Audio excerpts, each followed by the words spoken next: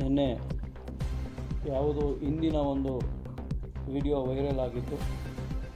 ಅದರ ಸಂಬಂಧ ಬಿಜಿಗರಣಿ ಅಂಗನವಾಡಿ ಕೇಂದ್ರದಲ್ಲಿ ಅವಧಿ ಮೀರಿದ ಆಹಾರ ಪದಾರ್ಥಗಳನ್ನು ನೀಡಲಾಗುತ್ತಿದೆ ಅಂತೇಳಿ ಸುದ್ದಿ ಮಾಡಿದರು.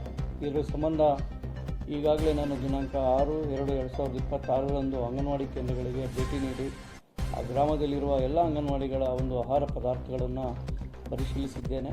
ಆ ಪರಿಶೀಲಿಸಿದ ಸಂದರ್ಭದಲ್ಲಿ ಯಾವುದೇ ರೀತಿಯಾದ ಆಹಾರ ಅವಧಿ ಮೀರಿದ್ದು ದೊರಕಿಲ್ಲ. ಜೊತೆಗೆ ಅದಾದ ನಂತರವೂ ಸಹ ಈಗ ನಿನ್ನೆ ಅಂಗನವಾಡಿ ಕೇಂದ್ರದಲ್ಲಿ ಅವಧಿ ಮೀರಿದ ಆಹಾರ ಪದಾರ್ಥಗಳಂತೇಳಿ ವೈರಲ್ ಮಾಡಿದ್ದಾರೆ.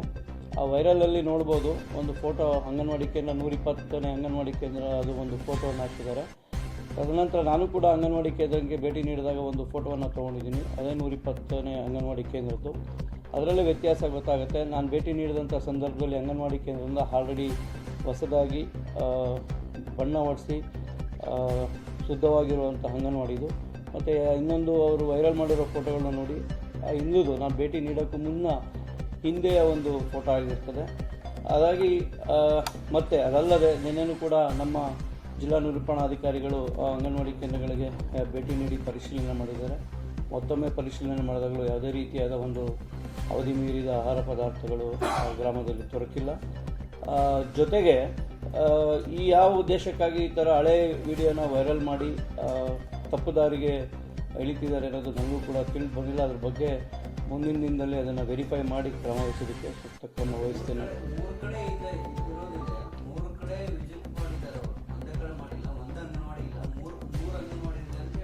ಇಲ್ಲ, ನಮಗೆ ಬಂದಂಥ ಕಂಪ್ಲೇಂಟು ದೂರಿನ ಆಧಾರದ ಮೇರೆಗೆ ಭೇಟಿ ಕೊಟ್ಟಿದ್ದೇವೆ.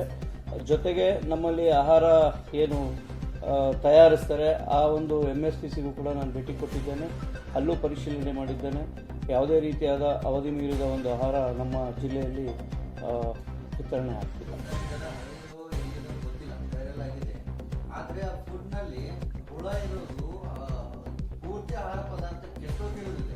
ಇಲ್ಲ, ಅದನ್ನೇ ತಮಗೆ ಹೇಳೋಕ್ಕೆ ಒಂದು ಸ್ಪಷ್ಟನೆಯನ್ನು ಕೊಡ್ತೀವಿ.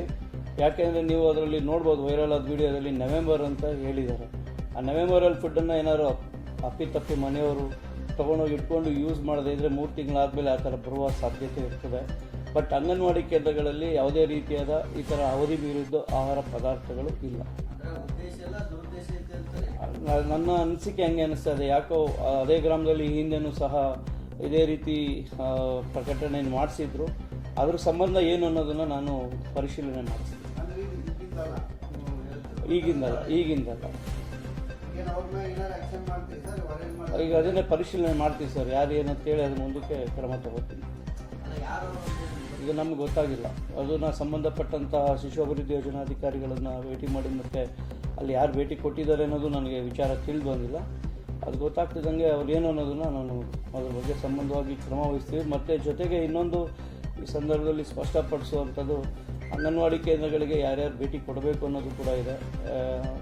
ಬಟ್ ಈ ನಿಯಮವನ್ನು ಮೀರಿ ಅಂಗನವಾಡಿ ಕೇಂದ್ರ ಬಂದಿರೋದ್ರ ಬಗ್ಗೆ ಸೂಕ್ತ ಕ್ರಮ ವಹಿಸೋದಕ್ಕೆ ಮುಂದಿನ ದಿನದಲ್ಲಿ ಕ್ರಮ ಗೊತ್ತಿಲ್ಲ ನನಗೆ. ಇಲ್ಲ, ಅದನ್ನೇ ಹೇಳ್ತಾ ಇರೋದು, ಯಾರು ಹೋಗಿದ್ದಾರೆ ಅನ್ನೋದು ಗೊತ್ತಿಲ್ಲ. ನಾವು ಈಗಾಗಲೇ ಅಂಗನವಾಡಿ ಕಾರ್ಯಕರ್ತೆಯರಿಗೂ ಕೂಡ ವಿಚಾರವನ್ನು ತಿಳಿಸಿದ್ದೀವಿ. ಯಾರು ಬಂದಂಥ ಸಂದರ್ಭದಲ್ಲೂ ಮೇಲಧಿಕಾರಿಗಳ ಒಂದು ಅನುಮತಿಯನ್ನು ತಗೊಂಡು ಬರಬೇಕು ಅಂತ ಹೇಳಿ ಅಂತೇಳಿದ್ದೀವಿ. ಬಟ್ ಇದು ಹೇಗಾಗಿದೆ ಅನ್ನೋದ್ರ ಬಗ್ಗೆ ನಾವು ಮುಂದಿನ ದಿನದಲ್ಲಿ ತನಿಖೆ ಮಾಡ್ತೀವಿ.